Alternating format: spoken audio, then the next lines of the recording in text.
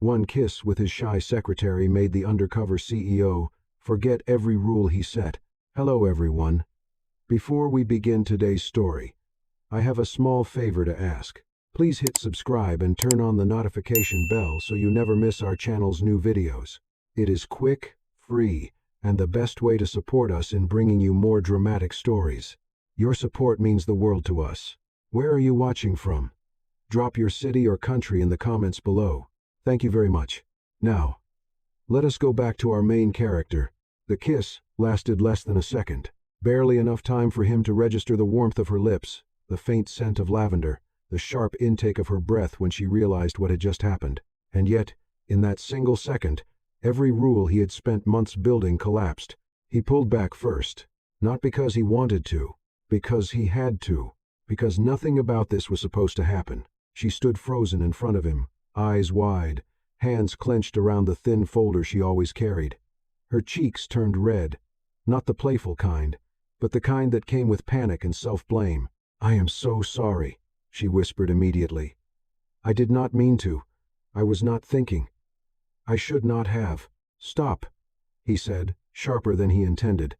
She flinched. That reaction hit him harder than the kiss itself. He had learned long ago how to control rooms, negotiations, people with billion-dollar egos. But standing there, in a quiet office hallway after hours, he suddenly had no idea how to control this moment. She looked down at the floor, already retreating into herself, already assuming she was at fault. That was when he realized the most dangerous truth of all. She did not kiss him because of power. She did not kiss him because of money. She kissed him because she trusted him, and he had never planned for that. The building was almost empty. It was past 7 in the evening, the kind of hour when only cleaning crews and overworked employees remained. Fluorescent lights hummed softly above them. Somewhere down the hall, a printer beeped, and then went silent. This was supposed to be safe territory. He had chosen this company for a reason. Mid-sized, stable, quiet, no gossip magazines watching the elevators, no one looking twice at a man who dressed simply and kept his head down. To everyone here, he was just another executive, not the founder, not the majority shareholder, not the man whose name sat at the top of the organizational chart in a file none of them had ever seen. He had rules, clear ones: never get close to employees, never blur professional lines, never reveal who he really was, and above all, never let emotions interfere with the test. Because this was a test. It always had been. After everything he had been through, after relationships that turned into transactions and affection that disappeared the moment money entered the room, he needed to know one thing: who would still choose him if all of that was gone? She was not supposed to be part of that equation. She was his secretary. Quiet, efficient, the kind of person who apologized when other people bumped into her. She arrived early every morning, left later than she should have, and never once asked for more than what was written in her job description. He had noticed her because she never tried to impress him.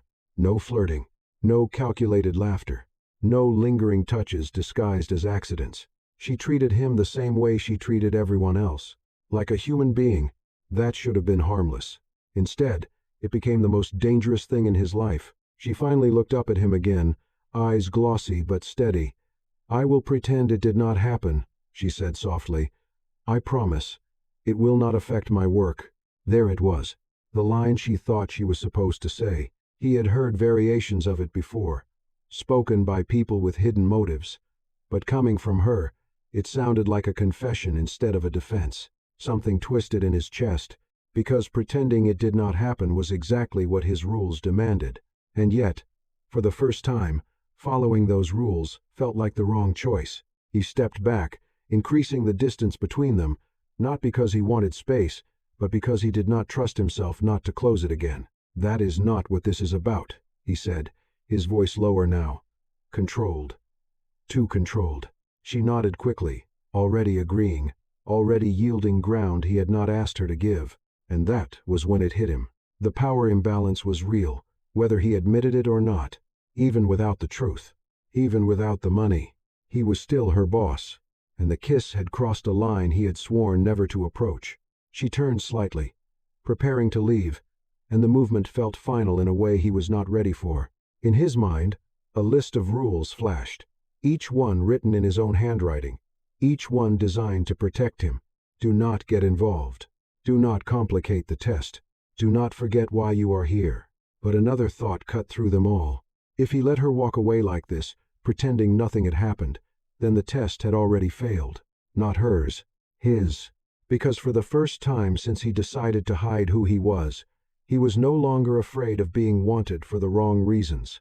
He was afraid of losing the one person who wanted him for no reason at all. And that terrified him more than any truth he had ever hidden.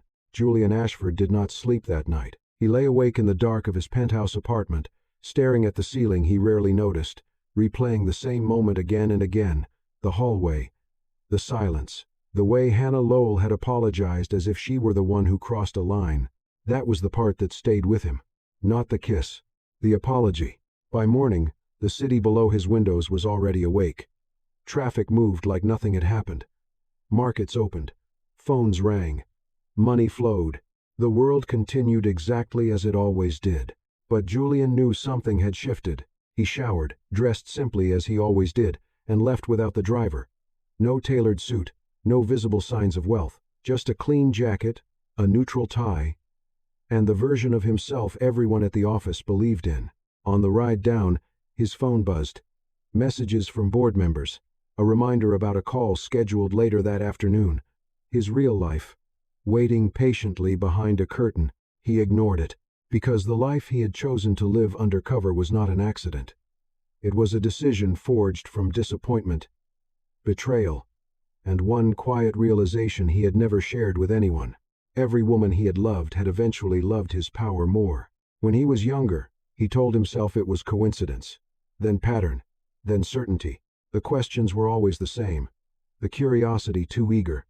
The affection too conditional. He had watched interest bloom the moment doors opened, names were dropped, numbers revealed, and when he tried to pull back, the love vanished.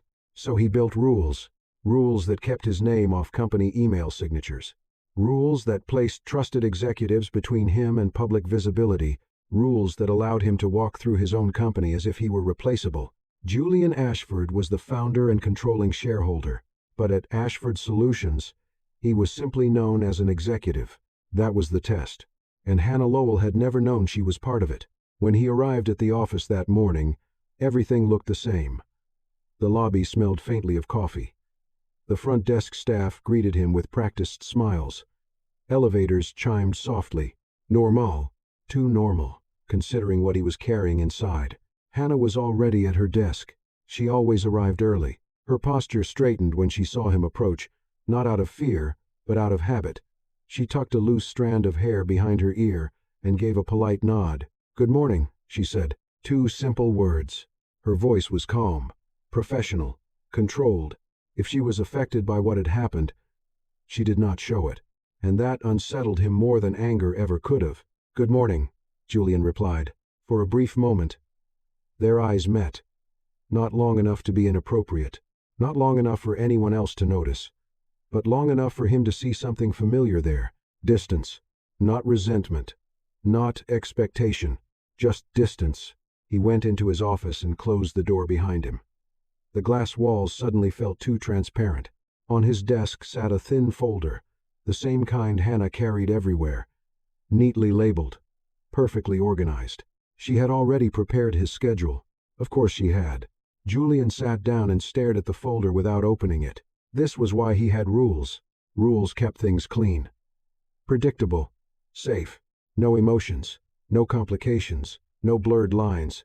He remembered writing them down months ago, alone at his dining table, convinced he was being rational. Do not date anyone in the company. Do not share personal history. Do not reveal the truth. Do not let attachment interfere. Those rules had protected him from false affection, but they had not prepared him for genuine kindness. Hannah had never asked him anything personal, never hinted at wanting more, never used her proximity to gain advantage. She did her job. She did it well. And she treated him like a man, not a position. That was the flaw in his plan, because the test only worked if the other person was trying. Hannah was not. Later that morning, Julian watched through the glass as she moved through her tasks, answering calls, coordinating meetings, helping coworkers without being asked. At one point, a junior assistant made a mistake that could have reflected badly on the department. Hannah quietly stepped in, corrected it, and took responsibility without drawing attention. No reward, no recognition, just integrity. Julian felt something tighten in his chest. He had built the undercover life to protect himself. But standing there, watching Hannah Lowell give without expecting anything in return, he was forced to confront an uncomfortable truth.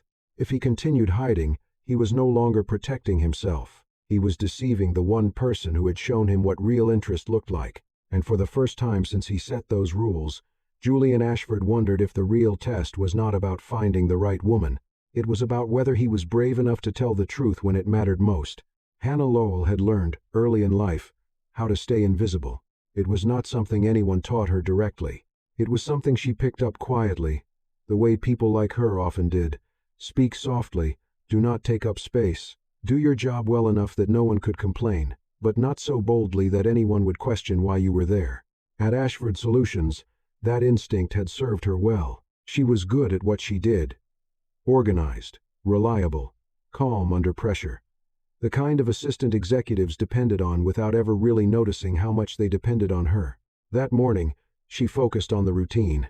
Emails first, calendar confirmations next, coffee after that, exactly how Mr. Ashford preferred it. She told herself that routine was safety. If she followed it closely enough, the memory of the hallway would fade. The silence, the closeness, the moment when everything inside her had gone very still. She did not want to think about the kiss. Not because it meant nothing, because it meant too much. Hannah had never been reckless with her feelings. She did not flirt at work. She did not confuse politeness with interest. She had seen how quickly that could go wrong, especially for women like her. And yet, with Julian, something had felt different long before the kiss. He listened, not in the way powerful men often pretended to listen, waiting for their turn to speak, but truly listened. When she explained a scheduling conflict, he asked follow-up questions. When she made a suggestion, he considered it.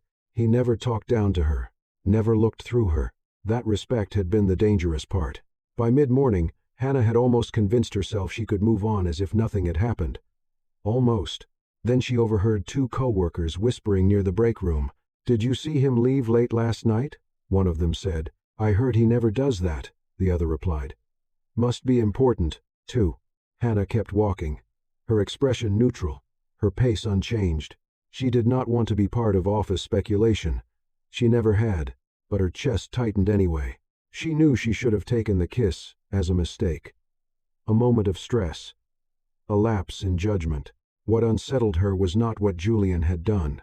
It was what she had felt. For a brief second, she had not been careful. She had not been the quiet assistant or the cautious professional. She had been a woman responding to someone who made her feel seen. That frightened her more than any rule violation. During lunch, Hannah sat alone at her desk, eating the same simple meal she brought every day. She checked her phone and saw a missed call from her sister. She sighed softly and called back. "Hey," she said, keeping her voice low. Her sister's voice came through immediately, tired but warm. "Did you get the bill?" Hannah closed her eyes for a moment. "Yes," with a, "Is it bad?" "It is manageable," Hannah said quickly. Too quickly. She had been saying that word for years. Manageable. Her father's medical expenses had turned her careful budgeting into a daily balancing act. Every raise mattered. Every hour of overtime helped. Losing this job was not an option, which meant crossing lines was not an option either. "I can pick up another shift this weekend," her sister said. "Do not worry about me. I will figure it out," Hannah replied. "I always do." After the call ended, she stared at her screen without seeing it. This was the reality she lived in. Responsibilities, limits, consequences. There was no room for emotional mistakes. Later that afternoon, Julian stepped out of his office and asked if she had a moment. Her stomach tightened, but she nodded and followed him inside. The door closed softly behind her. He stayed standing. She remained near the desk, hands folded in front of her, posture careful. "I want to be clear," he said, his tone measured. "What happened last night should not affect your position here." Relief washed through her, followed quickly by disappointment she did not allow to show. "Thank you," she said. "I understand." And she did. She understood that this was where things ended. Julian nodded, as if confirming something to himself. If at any point you feel uncomfortable, you can speak to human resources directly. There it was. The distance she had sensed earlier, now put into words. Professional. Proper. Final.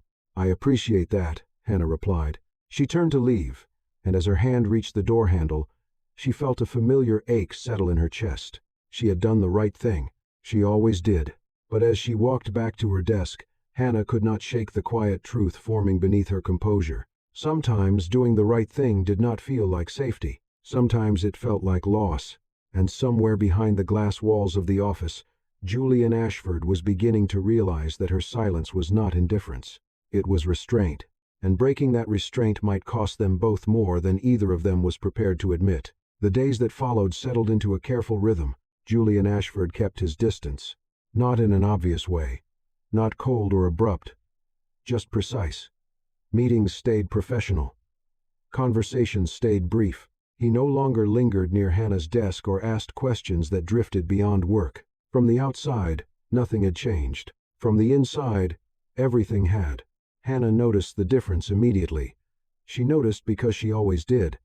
She noticed how he stopped asking her opinion on minor decisions, how he no longer stayed a few extra minutes at the end of the day, how his door closed more often now. She told herself it was better this way. Suffer.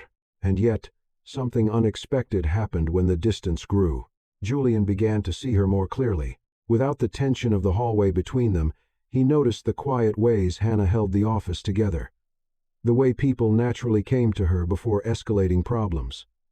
The way she absorbed stress without complaint. One afternoon, a vendor called in angry and threatening to pull out of a contract. The project manager froze, unsure how to respond. Hannah took the call calmly, listened without interrupting, and resolved the issue in under 10 minutes. When she hung up, she did not smile or seek credit. She simply returned to her work. Julian watched the entire exchange from his office. She had handled it better than half his senior staff. Later that same day, the office lost power during a storm. Computers shut down. Meetings were canceled.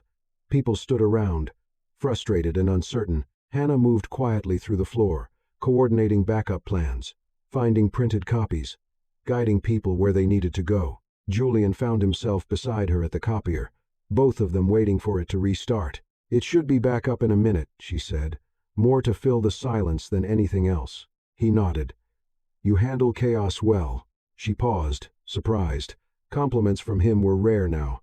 I have had practice, she replied with a small, polite smile. There was something in her tone that made him want to ask what she meant. He did not.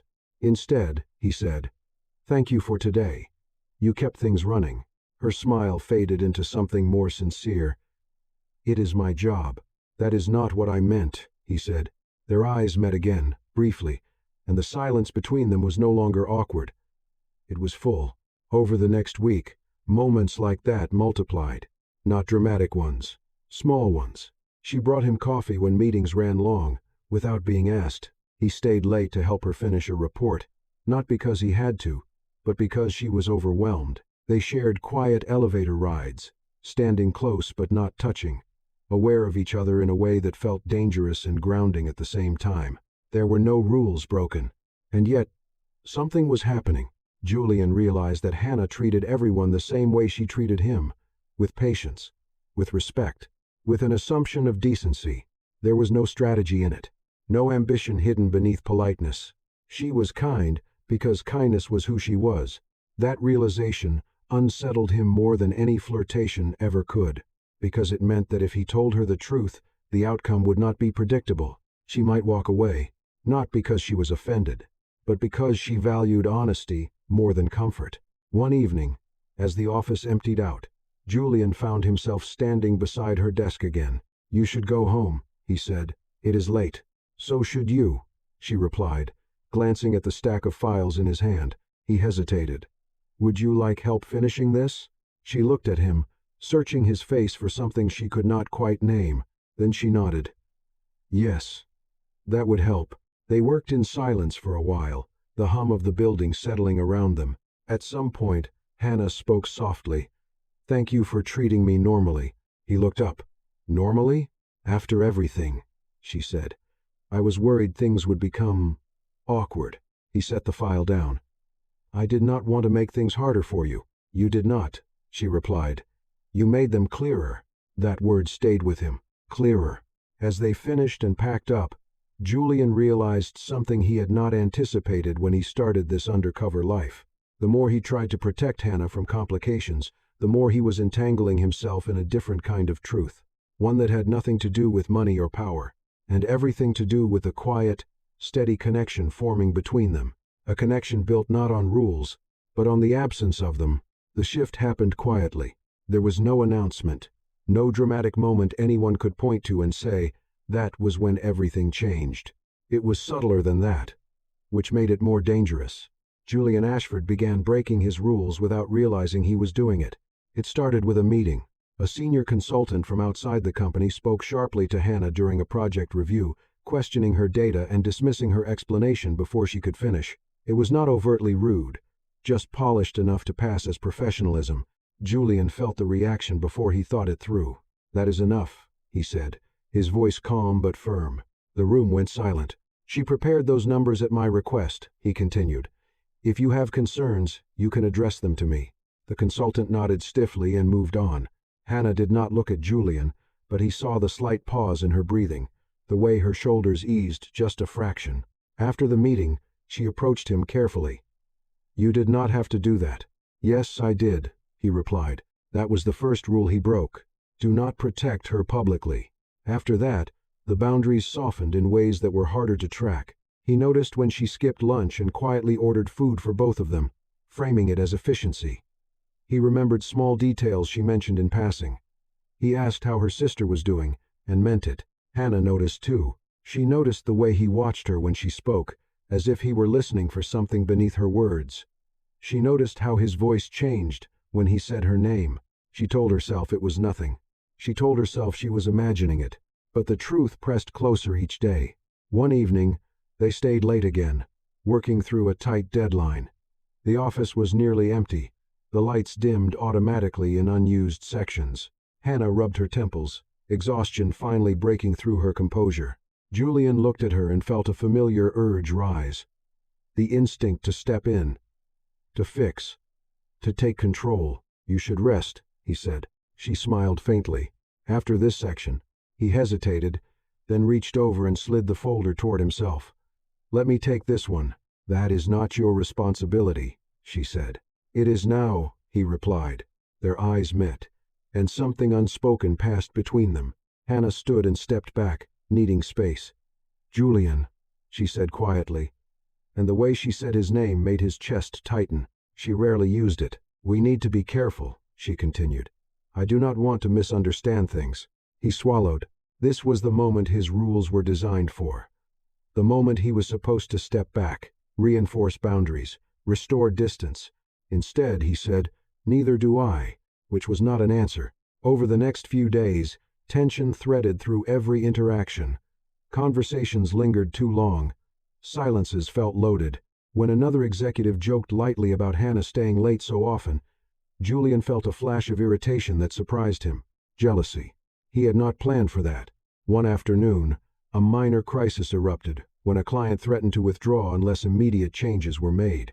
Hannah coordinated responses from 3 departments at once, her calm holding everything together. When it was over, Julian found her in the break room, hands shaking slightly as she poured herself water. "You handled that well," he said. She laughed softly, the sound brittle. "I was terrified. You did not show it." She looked at him then, really looked at him. "I never do." "Rest." The words hung between them. Julian felt the weight of everything he was not saying. Everything he was still hiding. Before he could stop himself, he reached out, his hand hovering near hers, not touching, asking. She did not pull away. That was the second rule he broke. Do not cross physical boundaries. The air shifted. Time slowed. The world narrowed to the space between them. When their lips finally met again, it was not impulsive. It was inevitable. And in that moment, Julian understood something with terrifying clarity. This was no longer a test he controlled. This was a line he had crossed willingly. And whatever came next would demand a truth he had spent months avoiding. The aftermath was worse than the kiss itself. Julian Ashford ended it first, not with words that explained anything, not with a confession, just distance. The next morning, he arrived earlier than usual and closed his office door. Meetings were delegated. Conversations were brief. When Hannah passed his desk, he did not look up. The silence was deliberate, and it was cruel. Hannah felt it immediately. The shift was unmistakable. Not awkwardness. Not uncertainty. This was withdrawal. Clean. Intentional. Final. She told herself she should be relieved. This was what she had wanted, was not it? Clarity. Boundaries. Safety. But clarity without explanation felt like punishment. She replayed the moment again and again, the way he had looked at her before the kiss, the hesitation, the choice, and then, nothing. By midday, she had stopped wondering what she had done wrong and started wondering what she had misunderstood. At 3 in the afternoon, Julian sat alone in his office, staring at a document he had not read for over an hour. His phone buzzed with a message from his chief legal officer. A reminder of an upcoming disclosure meeting. A reminder of everything he was risking. This was the reality he could not escape. He had crossed lines with a woman who worked for him. He had hidden the truth from her. He had allowed emotion to override structure. And now, the only way to fix it was to pull back completely. Even if it hurt her, especially if it hurt her, because the alternative would hurt her more. He told himself that over and over. Hannah finished her work in silence that day. She did not ask questions. She did not linger. When the clock struck 6, she shut down her computer and stood, her movements precise. As she reached the door, Julian's voice stopped her. Hannah. She turned. He stayed seated, hands folded, posture closed. The man who had kissed her stood behind layers of restraint. What happened yesterday, he said carefully, cannot continue. Her chest tightened, but her voice remained steady. I agree. That answer surprised him. She did not ask why. She did not ask what had changed. She did not ask if it meant anything. She simply accepted it. I want you to know, he continued, this has nothing to do with your performance, or your judgment. I understand, she said again. But this time, her eyes told a different story. Understanding did not mean unhurt. She nodded once and left the room. Julian sat there long after she was gone. He had chosen control over honesty, distance over explanation, silence over risk. It was the responsible decision. It was also the loneliest. That evening, Hannah walked home instead of taking the bus, letting the cool air steady her thoughts. She told herself she would not cry. She had survived worse disappointments than this. But as she reached her apartment door, the truth settled in. She had not fallen for her boss. She had fallen for a man who had let her believe she mattered. And now, without knowing why, she was expected to forget that. Back in his penthouse, Julian stood at the window again, watching the city lights blur into something distant and untouchable. He had convinced himself that walking away was the only ethical choice. But deep down, another truth pressed harder with every passing hour. By staying silent, he was not protecting Hannah from the truth. He was protecting himself from the consequences of telling it. And that realization marked the beginning of a far more dangerous conflict. One where doing the right thing no longer meant doing the easiest thing. And where the truth, once delayed, would cost far more than it ever would have if spoken sooner. The reveal did not come from Julian Ashford. It came from a room full of people. The quarterly strategy meeting was scheduled for Friday afternoon, one of the few times senior leadership gathered in person. Hannah had prepared the briefing materials the night before, triple-checking every figure, every slide. She told herself it was just another meeting. She told herself she felt nothing when Julian avoided her eyes as people filed into the conference room, but her hands shook slightly as she distributed folders. The meeting began like any other. Department updates, financial projections, market expansion plans. Then the chairman cleared his throat. Before we continue, he said, smiling toward the far end of the table, I want to acknowledge someone who rarely allows himself to be acknowledged. Hannah paused, a folder still in her hands. The chairman continued. As most of you know, Ashford Solutions was founded over a decade ago with a very specific vision. That vision belongs to the man who still guides this company, even when he prefers to remain behind the scenes. Julian went still. Hannah felt the air shift before she understood why. It is time, the chairman said. that we stop pretending otherwise. Julian Ashford is not simply one of our executives. He is the founder and the controlling shareholder of this company." The room erupted in polite applause. Hannah did not clap. Her mind froze on a single word. Founder. She turned slowly, her eyes finding Julian. He was already looking at her, and in that moment, everything fell into place. The rules, the distance, the restraint, the silence. It was not professionalism. It was a lie. Heat rushed to her face, followed by something colder and sharper. Humiliation. The meeting continued around her, voices blurring together as executives congratulated Julian, thanked him for his leadership, praised his humility. Hannah barely heard them. All she could hear was her own heartbeat. He had known every day, every conversation, every moment of hesitation, every choice to step closer or pull away, and she had been the only one in the room who did not. When the meeting finally adjourned, Hannah stood abruptly, gathering her things with mechanical precision. She did not look at Julian as she left the conference room. Julian followed her. "Hannah," he called softly in the hallway. She stopped but did not turn around. "You knew," she said, her voice steady in a way that surprised even her.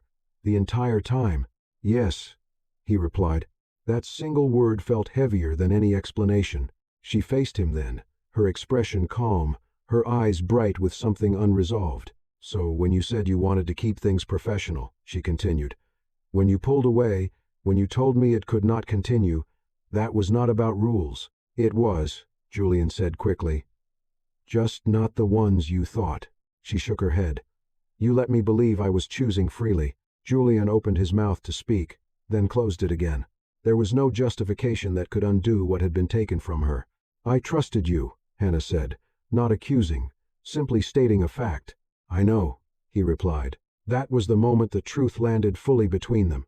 Not that he was wealthy, not that he was powerful, but that he had controlled the terms of their connection from the very beginning. Hannah stepped back. "I need time," she said quietly. "Not to process your position. To process what you decided for me." Julian nodded. For the first time since this began, he did not try to manage the outcome.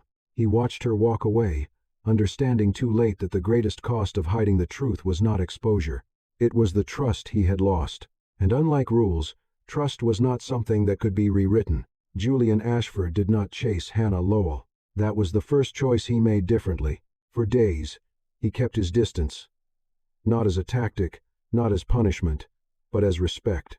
He canceled non-essential meetings. He postponed public appearances. He let the silence sit where it belonged. And then he acted, not with money, not with authority, not with anything that could be mistaken for leverage. At the next executive meeting, Julian did something no one expected. "I need to correct something," he said calmly, standing before the board. "Any confusion regarding my conduct is mine alone. Hannah Lowell was never informed of my ownership role, nor did she consent to being placed in a position of imbalance." The room went quiet. "I crossed a line," Julian continued. "Not by caring, but by deciding what truth she could handle. That was wrong. No spin, no legal language, no protection." By the end of the meeting, he had made his decision clear. Hannah Lowell would be reassigned to report directly to operations, not to him. Her role would expand. Her compensation would reflect her contributions, and she would have the option to leave the company with a full recommendation if she chose. The choice would be hers. He put it in writing. Then he waited. Hannah read the email twice, then a third time. There was no apology hidden between the lines, no pressure, no invitation masked as professionalism, just accountability. That evening, she sat alone in her apartment, the city humming faintly through the window. For the first time since the reveal, her chest loosened, not because she had forgiven him, but because he had finally stopped controlling the outcome. The next morning, Hannah walked into the office with steady steps. She requested a meeting. Julian stood when she entered, instinctively, and remained standing as she spoke. "I am not ready to define what this is," she said. "But I am willing to stay, on my terms." He nodded. "I understand." She met his eyes. "No more rules I do not know about." "There will be none," he said quietly. That was not a promise of love. It was something harder, truth. And for the first time since the undercover life began, Julian Ashford understood that redemption was not earned by grand gestures. It was earned by giving someone back the power you never should have taken. The change did not happen all at once. It unfolded in small, deliberate moments. Julian Ashford stopped hiding behind distance and started showing up with consistency. Not as a billionaire, not as a man trying to win forgiveness, but as someone willing to be seen exactly as he was, without control. Weeks passed. Hannah Lowell settled into her new role, one she had earned long before anyone acknowledged it. She spoke more in meetings now, not louder, but surer. When she made decisions, people listened. Julian watched from a distance he no longer resented. He did not interrupt. He did not intervene. He did not protect her from discomfort. He respected her strength enough to let it stand on its own. One evening, long after the office had emptied, they found themselves in the same elevator by chance. No assistance, no agenda, just the quiet hum of the descent. Hannah broke the silence first. "I stayed," she said, not looking at him. "I know," Julian replied. "Not for you," she added. "For myself." A pause. "That means more to me than you realize," he said. The elevator doors opened. She stepped out, then stopped. "Julian," she said, "if this ever becomes complicated again, I will walk away." He nodded. "And I will not stop you." That was the difference. What grew between them after that was not dramatic. It was careful, built on conversations that did not rush, on trust that was no longer assumed, but earned. When Julian finally told her the full truth, there was no reveal, no shock, just honesty offered without expectation. And when Hannah chose him, it was not because of what he owned, it was because of what he had given up. Months later, Julian stood in his office, staring at the list of rules he once lived by, the ones designed to keep him safe. He deleted the file. The only rule that mattered now was simple: tell the truth, and accept the cost. Because love that survives without power does not need protection. It needs courage. And for the first time in his life, Julian Ashford understood that the greatest risk he ever took was not going undercover. It was letting someone see him clearly, and choosing not to hide.